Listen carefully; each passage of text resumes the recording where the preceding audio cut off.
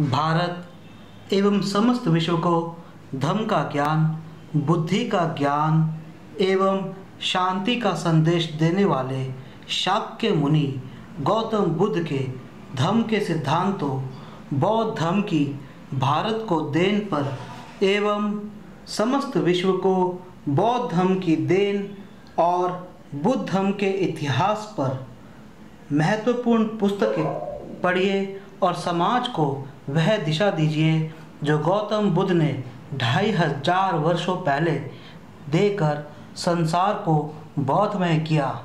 पुस्तकें खरीदने के लिए संपर्क करें निखिल सबलानिया, नई दिल्ली। मोबाइल नंबर हैं 852-7533-051 अथवा 901-330-6236। एक बार दोबारा सुनिए 852-7533-051 अथवा 9133-06236। ईमेल पर है sablanian@gmail.com। अधिक जानकारी के लिए हमारा फेसबुक पेज लाइक करें, डॉक्टर B.R. अम्बेडकर बुक्स।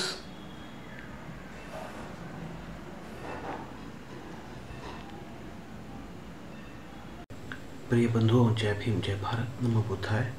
आज मैं आपके सामने बोधिसत्व भारत रत्न बाबा साहेब डॉक्टर भीमराव अम्बेडकर जी के लिखे गए महान बौद्ध ग्रंथ बुद्ध और उनका धम्म, बुद्ध एंड हिज धम्म के हिंदी अनुवाद का 22वां भाग प्रस्तुत करने जा रहा हूँ।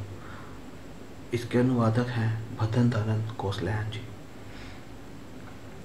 इसके प्रकाशक हैं सम्यक प्रकाशन और गौतम बुक सेंटर। आप यह पुस्तक मुझसे खरीद सकते हैं या उनसे खरीद सकते हैं। और इससे पहले के जो 1 से लेकर 21 तक के भाग हैं वे आपको YouTube पर उपलब्ध हैं। आखिरी भाग 21 में हमने पढ़ा था कि बुद्ध ने कैसे निम्न जाति के लोगों की प्रवृत्तियाँ करी, उनको धम्म दीक्षा दी। आगे हम पढ़ते हैं 7वां भाग, स्त्रियों की प्रवृत्तियाँ। महाप्रजापति गौतमी, यशोधरा तथा उनके साथ की स्त्रियों की प्रवृत्तियाँ। जब तथागत कपिलवस्तु, संस्कृत का शब्द कपिलवस्तु, लेकिन हम पाली का ही उपयोग करेंगे, कपिलवस्तु। मैं आपको एक चीज़ बताना चाहूँगा जो कि मैंने एक दूसरी पुस्तक में पढ़ रहा था, बल्कि मैं सुन रहा था कि जब बुद्ध के वाणियों को, धम्मोपदेशों को संस्कृत में लिखा गया पाली से, या उस समय की प्रचलित भाषाओं से संस्कृत में लिखा गया 2री शताब्दी में, तो बौद्धों ने इस पर बहुत ही आपत्ति जताई थी। उन्होंने कहा था कि जिस भाषा में बुद्ध ने कहा, आपने उस भाषा से हटा दिया और इनको जो है कृत्रिम भाषा में लिख दिया। ऐसा तब के बौद्धों ने कहा था। यह एक छोटी सी जानकारी है। बहुत से लोग कहते हैं कि संस्कृत पुरानी है, परंतु बहुत से विद्वानों का मानना है कि संस्कृत बहुत ही नूतन भाषा है। इसके अलावा बुद्ध की जो संस्कृत, मैं आपको एक तथ्य बता देता हूँ, और जो कि मैंने एक अलग पुस्तक में पढ़ा था। जिस क्षेत्र के बुद्ध हैं, गौतम थे, उस क्षेत्र को मध्य देश या कहें मध्य देश कहा जाता था। जैसे कि आज भी नेपाल में रहने वाले उस क्षेत्र के लोगों को मधेसी कहा जाता है, अर्थात मध्य देश के वासी, मधेसी मध्य देश। उस देश के जो राजा होते थे उन्हें हम राजा बोलते थे, देवता नहीं बोलते थे। राजा भारत के इतिहास में उनको कहा जाता है जो कि विजेता, अर्थात फाइट के द्वारा, जीत के द्वारा या लोगों के जनमत के द्वारा राजा बनते थे। जनमत भारत में नया नहीं है, डेमोक्रेसी नई नहीं है। गौतम के काल में भी डेमोक्रेसी चलती थी, जनपद चलते थे, चुनाव प्रक्रिया होती थी और बेशक एक मोनार्की थी, लेकिन उस तरह की नहीं थी जो कि बाद में हमें गुप्त मौर्य वंश के बाद में हमें और मौर्य वंश से जिसकी शुरुआत होती है। जनपद होते थे, चुनाव होते थे और चुनावों के अंदर चयन किया जाता था प्रतिनिधित्वों का। तो जो महत्वपूर्ण मैं बात आपको बताना चाहता था वह ये थी कि उस क्षेत्र में रहने वाले लोग या उस क्षेत्र में रहने वाले राजा वह विजेता कहलाते थे, राजा कहलाते थे, वे देवता नहीं कहलाते थे। देवता और राजा कहलाने में उनका फर्क यह हुआ कि जो आर्य वंश के राजा थे, जो आर्य वंश से यूरेशियन जो आए थे, जिन्होंने अपने यहाँ पर साम्राज्य स्थापित किए, जब उनके राजा बनते थे देवता उनको कहा जाता था। परंतु क्योंकि ये आर्य वंश के नहीं थे, ये नाग वंश के, कोल्य वंश के, शाक्य वंश के थे, ये भारत के मूल निवासी थे, ये बाहर के आए हुए आर्य नहीं थे। बहुत से लोगों को ये भ्रांति है कि गौतम आर्य थे। गौतम आर्य नहीं थे, गौतम यहीं के शाक्य थे। उन्हें आर्य कहना गलत है। इसीलिए उनके पिता को, इसीलिए चंद्रगुप्त मौर्य, अशोक, इनको आर्य नहीं कहा गया, इनको देवता नहीं कहा गया, इनको विजेता राजा कहा गया। ये राजा रहे। इसीलिए जो ब्राह्मणों ने अपने ग्रंथ लिखे हैं उनके अंदर अशोक का विवरण बहुत ही निम्न स्तर पे और कई कई जगह तो बुरे तरीके से भी दिया हुआ है, क्योंकि वे उनकी वंश, देखिए जो ब्राह्मणों के ग्रंथ है वे उनके वंशों के ऊपर लिखे गए हैं। ब्राह्मणों के ग्रंथ का भारत के बाकी और वंशों से कोई लेना देना नहीं है। वे केवल एक ही वंश के क्रमों को, उनके क्रियाकलापों, जैसे बाबर नामा, बाबर के बारे में, या कोई मुगल काल लिखे, अकबर, बीरबल, अकबर, हुमायूं, जहांगीर, ऐसे वंशों के बारे में, या उनसे जो और आगे वंशों, ऐसे ही ब्राह्मणों के ग्रंथ है। तो इसीलिए उनमें अशोक का इतना हमें विवरण नहीं मिलता है। गैर ब्राह्मणी जो राजा हैं, जो भारत के मूल निवासी राजा हैं, उनका हमें कोई विवरण नहीं मिलता। तो यह एक जानकारी जो मैं आपको देना चाहता कि इस भ्रांति में ना रहिएगा कि गौतम आर्य थे। गौतम, सिद्धार्थ गौतम, चंद्रगुप्त मौर्य, अशोक, ये यहीं के मूल निवासी राजा रहे हैं, बाहर से आए हुए नहीं रहे हैं। स्त्रियों की प्रव्रज्या, महाप्रजापति गौतमी, यशोधरा तथा उनके साथ की स्त्रियों की प्रव्रज्या। अगर आप जो मैंने आपको बताया आप इसके बारे में और जानना चाहते हैं तो आप नलिन सार्विस की पुस्तक Buddhist way, Buddha's way, a social historical approach, Nalin Swaris Sri Lanka के राइटर है। ये उनकी PhD की स्टडी थी जो कि बुक के फॉर्म में नवेना पब्लिकेशन दिल्ली द्वारा प्रकाशित की गई है। चाहें तो आप मुझसे यह खरीद सकते हैं, डाक से कहीं भी मंगवा सकते हैं। इंग्लिश में लिखी हुई पुस्तक है, हिंदी में उपलब्ध नहीं है। जब तथागत कपिलवस्तु में पिता के घर पर पधारे थे तो शाक्य स्त्रियां भी संघ में प्रविष्ट होने के लिए उतनी ही उत्सुक थी जितने कि पुरुष। ऐसी स्त्रियों की अगुआ कोई और नहीं वरन स्वयं महाप्रजापति गौतमी थी। जिस समय तथागत शाक्यों के निग्रोधाराम में ठहरे हुए थे, जिस समय तथागत शाक्यों के निग्रोधाराम में ठहरे हुए थे, प्रजापति गौतमी उनके पास पहुंची और बोली, भगवान, यह बहुत अच्छा रहेगा यदि स्त्रियों को भी तथागत के धम्म विनय के अनुसार प्रव्रजित होने की अनुमति मिले। गौतमी, रहने दे, ऐसे विचार को मन में उत्पन्न न होने दे।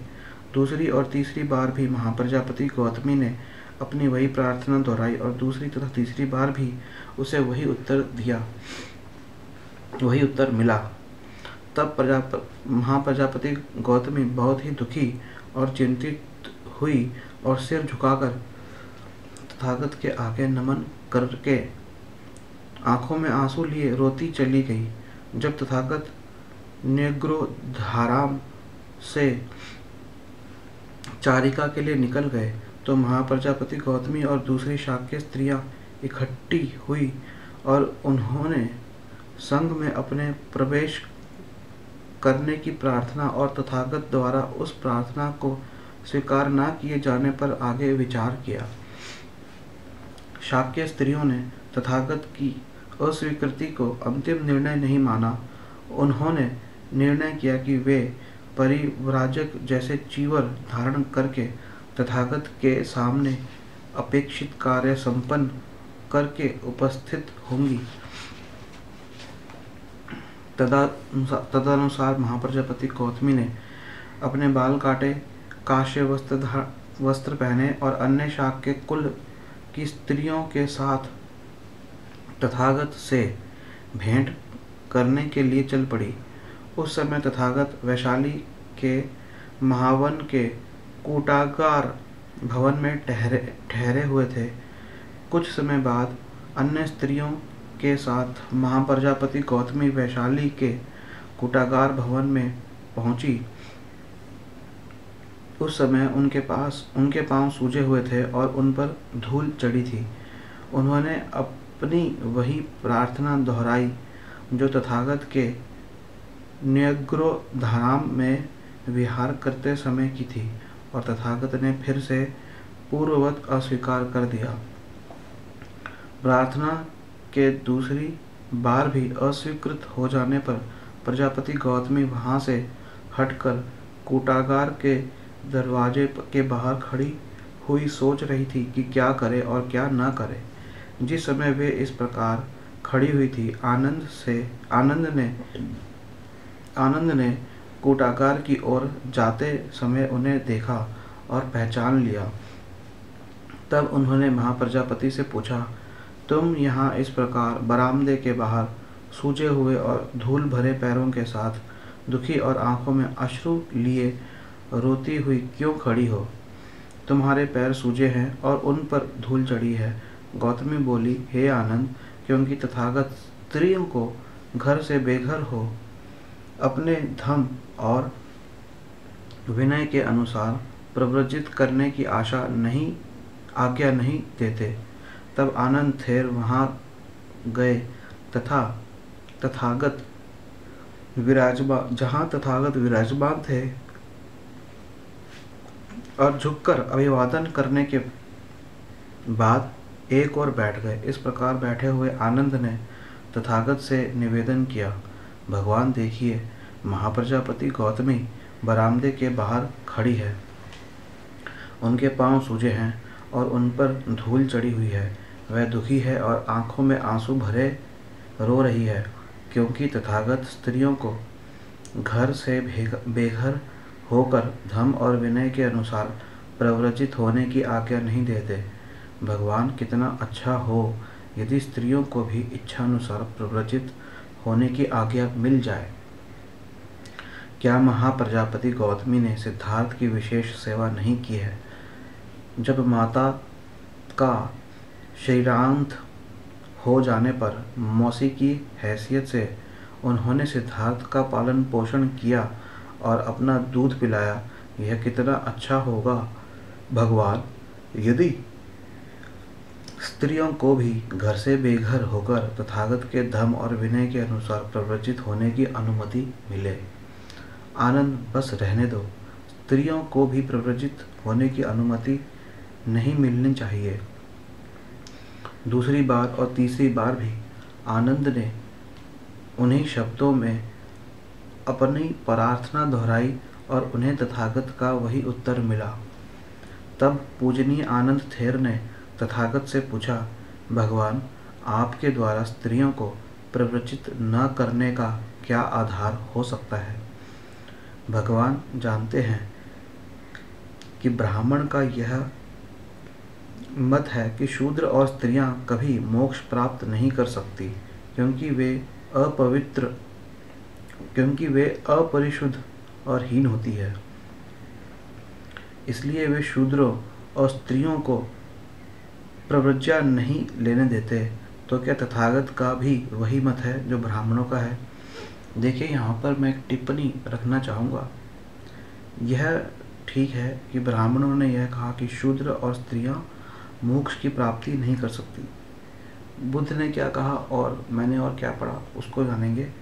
यह तो हो गई एक धर्म की बात कि स्त्रियों को धर्म के अंदर हम देखते हैं कई, जैसे इस्लाम के अंदर भी स्त्रियां मस्जिद में जाकर नमाज नहीं पढ़ सकती, ऐसे ही ईसाइयत में भी स्त्रियों को निम्न स्तर का माना गया।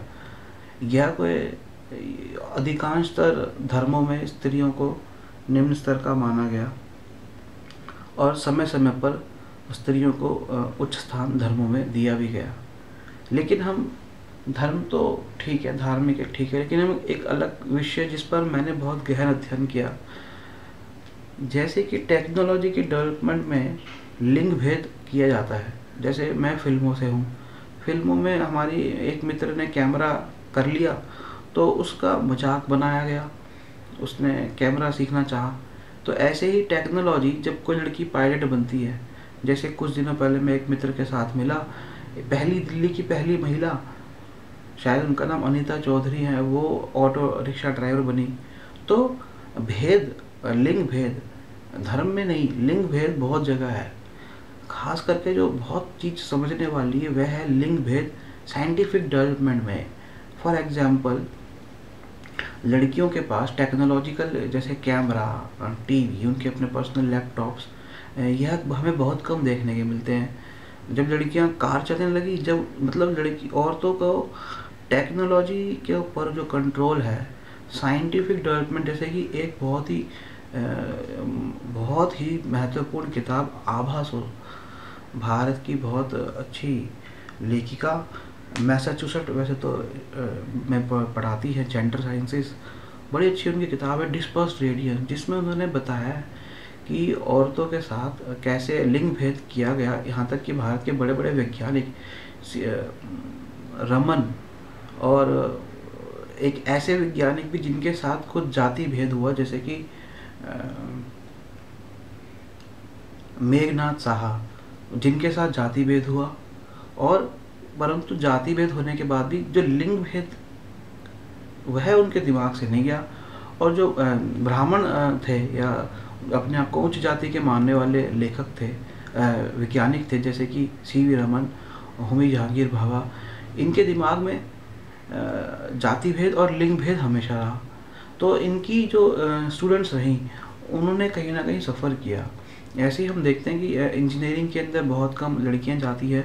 देखिए, लड़कियां फिजिकल रूप से बिल्कुल भी इतनी कमज़ोर भी नहीं है, ठीक है, एक हद तक है, लेकिन उनका भी भारत के समाज में खास करके एक वही हाल हो गया जो कि शूद्रों का या अछूतों का या आदिवासियों का इन्होंने करके रख दिया है। जैसे उनके पास भी आज की डेट में आदिवासी हो या कोई अछूत नहीं कहना चाहिए, जो शेड्यूल कास्ट जो है वह हो, उनके पास ना तो कोई इंडस्ट्रीज़ है, ना टेक्नोलॉजी है। आर्म फोर्सेस में भी, हमारी सुरक्षा बलों में भी उनका जो अधिकार है वह निम्न स्तर पर है। यही हाल भारत में स्त्रियों का है, और भी गया गुजरा है कि उनके पास तो ढंग से रोजगार के भी साधन नहीं है। आपको एक तथ्य बड़ा अच्छा बताना चाहूँगा कि भारत में जो स्त्रियां हैं, भारत में खेती में पुरुषों से ज़्यादा स्त्रियां मजदूर हैं। आप चाहे इसे माने या ना माने, ये एक सत्य है। जो नियो लिबरल रिसर्च है, जिसमें काफ़ी सारे भारत के इकोनॉमिस्ट, जो इकोनॉमी के स्टूडेंट्स टीचर्स रहे हैं, इकोनॉमी के जो हमारे बहुत सारे स्टडी सेंटर्स हैं अलग अलग यूनिवर्सिटीज़ में, उनके जो हेड ऑफ द डिपार्टमेंट्स हैं, उनके द्वारा लिखे गए लेख हैं, उसमें मैंने पढ़ा है कि भारत में खेती के अंदर मज़दूरों में स्त्रियों की मात्रा ज़्यादा है और ये लगातार बढ़ती जा रही है। लेकिन जो गैर खेती के जो मजदूरियां हैं या जो कार्य हैं, उसमें स्त्रियों की मात्रा बहुत कम है। अर्थात जहाँ पर टेक्नोलॉजी या क्राफ्ट में कंट्रोल की बात आती है, वहाँ पर स्त्रियों का, हम स्त्रियों को अछूत जैसे मानने लगते हैं, चाहे वह किसी भी जाति या धर्म से हो, और हर धर्म वाले यह कार्य कर रहे हैं। तो जब तक आपकी आधी पॉपुलेशन है, आपकी आधी जनसंख्या को अगर आप अछूत मानेंगे स्त्रियों को, तो जब तक उनकी आप प्रॉपर उनको समाज में उनका कंट्रोल मीन्स पर, साधनों पर अगर उनका वर्चस्व उतना ही स्थापित नहीं होता जितने पुरुषों का है, तो इससे राष्ट्र भी सफ़र करेगा, परिवार भी सफ़र करेगा, और यह एक, आप कहिए एक अपराध ही, मैं तो इसे कहूँगा कि यह एक अपराध ही माना जाएगा। मैं आगे शुरू करता हूँ।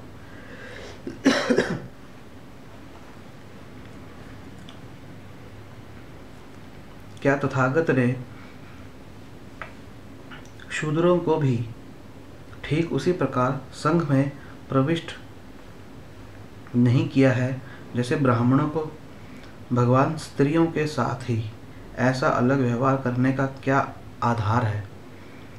क्या तथागत का यही मत है कि तथागत के धम और विनय के अनुसार चलकर स्त्रियां निर्वाण प्राप्त करने के योग्य नहीं हैं? तथागत ने उत्तर दिया, आनंद, मुझे गलत मत समझो। मेरा मत है कि पुरुषों की तरह ही स्त्रियां भी निर्वाण प्राप्त कर सकने में सक्षम हैं। आनंद, मुझे गलत मत समझो। मैं पुरुषों और स्त्रियों के बीच भेद करने के सिद्धांत का समर्थक नहीं हूँ। ये बुद्ध के वचन हैं। महाप्रजापति गौतमी की प्रार्थना को अस्वीकार करने का आधार कोई भेदभाव नहीं है, यह तो व्यवहारिक कारणों पर आधारित है। भगवान, मैं वास्तविक कारण जानकर बहुत प्रसन्न हुआ, लेकिन क्या व्यवहारिक कठिनाइयों के कारण महाप्रजापति गौतमी की प्रार्थना सर्वथा अस्वीकृत कर दी जानी चाहिए? क्या ऐसा करने से लोग धम्म की निंदा नहीं करेंगे और आरोप नहीं लगाएंगे कि तथागत के धम्म विनय में पुरुषों और स्त्रियों के बीच लिंग भेद किया जाता है? क्या जिन व्यवहारिक कठिनाइयों की तथागत को चिंता है, उनसे बचने के लिए कुछ नियम नहीं बनाए जा सकते? अच्छा आनंद, यदि महाप्रजापति का इतना आग्रह है कि मेरे धम्म विनय में उन्हें प्रव्रजित होने की अनुमति मिलनी ही चाहिए, तो मैं इसे स्वीकार करता हूँ, लेकिन इसके लिए 8 शर्तें माननी होंगी। इन 8 नियमों का कड़ाई के साथ पालन करने के लिए महाप्रजापति स्वयं अपने ऊपर जिम्मेदारी ले लें, तभी महाप्रजापति की प्रवृत्तियाँ होगी। जब आनंद थेर ने तथागत से उन 8 प्रमुख नियमों की जानकारी प्राप्त कर ली, तो वह महाप्रजापति गौतमी के पास गए और उनको वह सब बता दिया जो तथागत ने कहा था। महाप्रजापति गौतमी बोली, आनंद, जिस प्रकार अलंकार प्रिय कोई कुमार या कुमारी को स्नान करने के बाद कमल के फूलों की अथवा चमेली के फूलों की अथवा सत्तीमुतक के फूलों की माला प्राप्त हो और वह उसे अपने सिर पर रखे धारण करे, उसी प्रकार आनंद, मैं इन 8 प्रमुख नियमों को धारण करती हूँ और अपने जीवन में उनका कभी भी उल्लंघन नहीं करूँगी। तब आनंद थेर तथागत के पास वापस गए और अभिवादन करके एक और बैठ गए, और एक और बैठे हुए पूजनीय आनंद थेर ने तथागत से कहा, महाप्रजापति गौतमी ने इन प्रमुख 8 नियमों के पालन कराने की जिम्मेदारी अपने ऊपर ले ली है, इसलिए यह अब उनकी उपसंपदा मान ली जाए। अब महाप्रजापति गौतमी ने प्रव्रज्या उपसंपदा ग्रहण की और उनके साथ ही उन 500 शाक्य स्त्रियों ने भी, जो महाप्रजापति गौतमी के साथ चलकर आई थी। इस प्रकार प्रव्रजित उपसंपदा होकर प्रजापति गौतमी तथागत के सामने आई और तथागत को अभिवादन करके एक और खड़ी हो गई। तथागत ने उन्हें धम्म और विनय की शिक्षा दी। ये 500 भिक्षुणियों, शेष 500 भिक्षुणियों को तथागत के एक शिष्य नंदक ने धम्म और विनय की शिक्षा दी। महाप्रजापति गौतमी के साथ जिन शाक्य स्त्रियों ने प्रव्रज्या ग्रहण की, अर्थात जो भिक्षुणियाँ बनी, उनमें यशोधरा भी थी। भिक्षुणी होने पर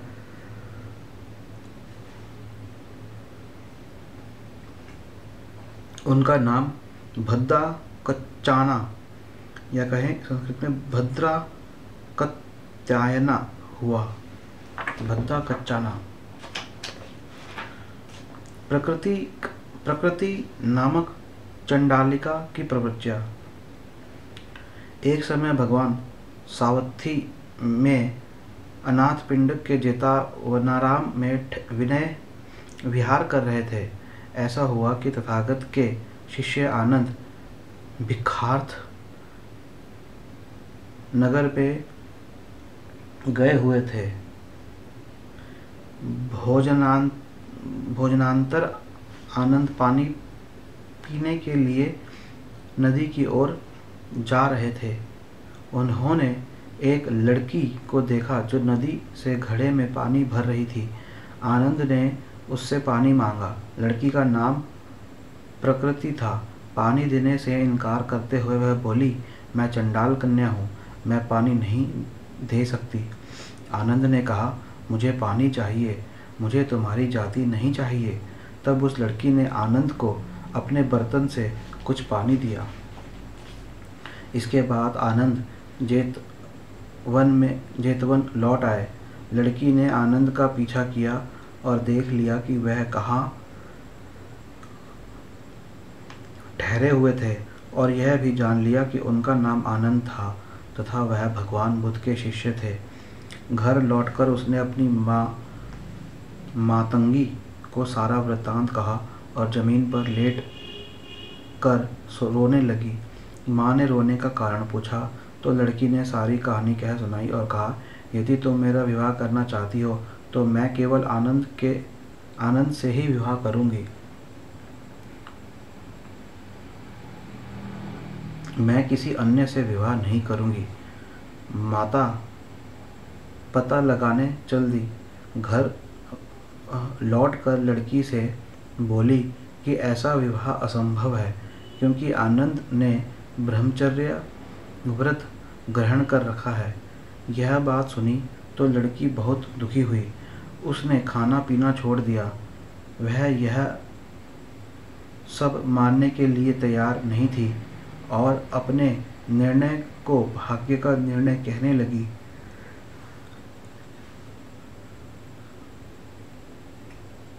इसलिए उसने कहा, माँ, तुम तो जादू टोना जानती हो ना, तो तुम इस उद्देश्य की पूर्ति के लिए जादू टोना क्यों नहीं करती? माँ बोली, मैं देखूंगी कि क्या हो सकता है। मातंगी ने आनंद को अपने घर पर भोजन के लिए आमंत्रित किया। लड़की बहुत प्रसन्न हुई। मातंगी ने जब आनंद से कहा कि उसकी लड़की उनसे शादी करने के लिए अत्यंत उत्सुक है, आनंद ने उत्तर दिया, मैं ब्रह्मचर्य व्रत ग्रहण किए हुए हूँ, मैं किसी भी स्त्री से विवाह नहीं कर सकता। मातंगी बोली, यदि तुम मेरी लड़की से विवाह नहीं करोगे तो वह स्वहत्या कर लेगी। उसकी तुम्हारे प्रति इतनी अधिक आसक्ति है। आनंद ने उत्तर दिया, मैं असमर्थ हूँ। मातंगी घर के अंदर गई और लड़की को बताया कि आनंद ने विवाह करने से स्पष्ट मना कर दिया है। लड़की चिल्लाई, माँ, तुम्हारा जंतर मंतर कहाँ गया? मातंगी बोली, मेरा जंतर मंतर तथागत के विरुद्ध असर नहीं कर सकता। लड़की चिल्लाई, माँ, दरवाज़ा बंद कर दे और उसे बाहर न आने दे। मैं सुनिश्चित कर लूँगी कि आज ही रात में वह मेरा पति बन जाए। माँ ने वैसा ही किया जैसा लड़की चाहती थी। रात होने पर माँ ने कमरे में बिस्तर लगा दिया। लड़की ने अपने आप को अच्छी तरह अलंकृत किया और अंदर आई, किंतु आनंद पर इसका कुछ भी प्रभाव नहीं पड़ा। अंत में माँ ने अपने जादू टोने का प्रयोग किया। परिणाम स्वरूप कमरे में आग जल उठी। माँ ने आनंद के कपड़ों को पकड़ा और बोली, यदि तुम अब भी मेरी लड़की से विवाह करना स्वीकार नहीं करते तो मैं तुम्हें आग में झोंक दूंगी। तब भी आनंद नहीं झुके। माँ और लड़की ने अपने को असमर्थ जानकर आनंद को स्वतंत्र कर दिया। वापस जाकर आनंद ने सारी आप बीती तथागत को कह सुनाई। दूसरे दिन वह लड़की आनंद को खोजती हुई जेतवन पहुंची। आनंद भिक्षाटन के लिए निकल रहे थे। उन्होंने उस लड़की को देखा तो उससे बचकर निकलना चाहा, लेकिन जहाँ भी आनंद गए लड़की ने उनका पीछा किया। जब आनंद लौटे तो उन्होंने देखा कि वह लड़की जेतवन विहार के द्वार पर उनकी प्रतीक्षा कर रही थी। आनंद ने तथागत को बताया कि किस प्रकार वह लड़की उनका पीछा कर रही थी। तथागत ने उसे बुलवा भेजा। जब लड़की सामने आई तो तथागत ने प्रश्न किया, तू आनंद का पीछा क्यों कर रही है? लड़की ने उत्तर दिया कि वह उससे विवाह करने की इच्छुक है। वह बोली, मैंने सुना है कि वह अविवाहित है, मैं भी अविवाहित हूँ। भगवान बुद्ध बोले, आनंद एक भिक्षु है, उसके सिर पर बाल नहीं है। यदि तुम भी उसी की तरह मुंडन करा लो तो मैं देखूंगा कि क्या कुछ किया जा सकता है। लड़की बोली, मैं इसके लिए तैयार हूँ। भगवान बुद्ध ने कहा, मुंडन कराने से पूर्व तुम्हें अपनी माँ से अनुमति लेनी होगी। लड़की अपनी माँ के पास आई और बोली, माँ, जो तुम नहीं कर सकी वह मैंने कर लिया। भगवान बुद्ध ने आश्वासन दिया है कि यदि मैं मुंडन करा लूँ तो वह आनंद से मेरा विवाह करा देंगे। माँ क्रुद्ध होकर बोली, तुम्हें ऐसा बिल्कुल नहीं करना चाहिए। तुम मेरी लड़की हो और तुम्हें बाल रखने चाहिए। तुम आनंद जैसे श्रमण से विवाह करने के लिए क्यों इतनी इच्छुक हो? मैं किसी अच्छे आदमी से तुम्हारा विवाह करवा दूंगी। उसने उत्तर दिया, या तो मैं आनंद से विवाह करूंगी या फिर मर जाऊंगी। मेरे लिए और कोई तीसरा रास्ता नहीं है। माँ बोली, तुम मेरा अपमान क्यों कर रही हो? लड़की बोली, यदि मैं तुम्हें प्रिय हूँ तो जैसा मैं चाहती हूँ मुझे वैसा ही करने दो। माँ ने अपना विरोध वापस ले लिया और लड़की ने मुंडन करा लिया। तब लड़की तथागत के सामने उपस्थित हुई और बोली, आपके आदेश के अनुसार मैंने अपना मुंडन करा लिया है। तब तथागत ने कहा, तू क्या चाहती है? उसके शरीर का कौन सा हिस्सा है जिससे तुझे प्रेम है? लड़की बोली, मैं उसकी नाक से प्यार करती हूँ, मैं उसके मुंह से प्यार करती हूँ, मैं उसके कानों से प्यार करती हूँ, मैं उसकी आवाज़ से प्यार करती हूँ, मैं उसकी आंखों से प्यार करती हूँ, मैं उसकी चाल से प्यार करती हूँ। तब तथागत बोले, क्या तुम जानती हो कि आंखें आंसुओं का घर है, नाक गंदगी का घर है, मुंह थूक का घर है, कान मैल का घर है और शरीर मलमूत्र का घर है। जब स्त्री पुरुष सहवास करते हैं तो वे बच्चों को जन्म देते हैं, लेकिन जहाँ जन्म है वहीं मृत्यु भी है, जहाँ मृत्यु है वहीं दुख भी है। लड़की, मैं नहीं जानता कि तुम आनंद से विवाह करके क्या पाओगी। लड़की गंभीरता पूर्वक सोचने लगी और इस बात पर सहमत हो गई कि आनंद के साथ विवाह करना बेकार है, जिसके लिए वह इतनी अधिक इच्छुक थी। उसने अपना यह निष्कर्ष तथागत को बता दिया। तथागत को अभिवादन करके स्त्री बोली, अज्ञान के वशीभूत होकर मैं आनंद के पीछे लगी थी। अब मेरी आंखें खुल गई हैं। मैं उस नाविक की तरह हूँ जिसकी नौका एक दुर्घटना के बाद दूसरे किनारे पर लग जाए। मैं एक आरक्षित वृद्ध प्राणी की तरह हूँ जिसे सुरक्षा मिल गई है।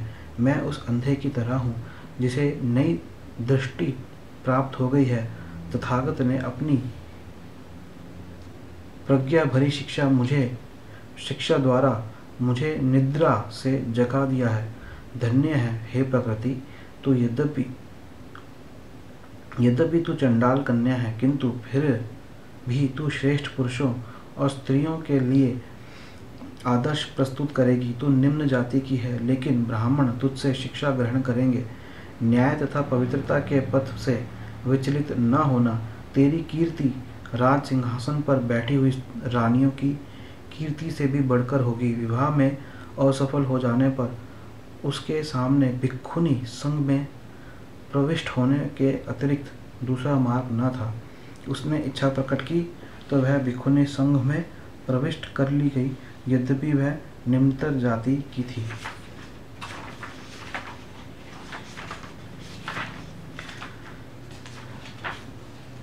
आठवां भाग, पतितों तथा अपराधियों की धम्म दीक्षा। एक घुमक्कड़ की धम्म दीक्षा।